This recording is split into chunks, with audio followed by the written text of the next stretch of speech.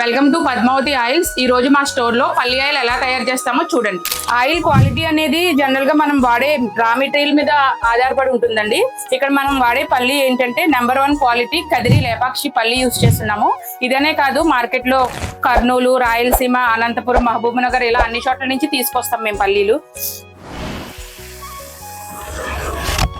ఒక బ్యాచ్ వచ్చేసి minimum 40 to 50 minutes అయితే టైం పడుతుందండి. చాలా తక్కువ టెంపరేచర్ లో రసాయనాలు ఏమీ కలపకుండా ఈ ఆయిల్ తీయటం వల్ల ఈ గింజల్లో ఉన్న రుచి, వాసన ఇంకా పోషకాలు పోకుండా ఉంటాయి.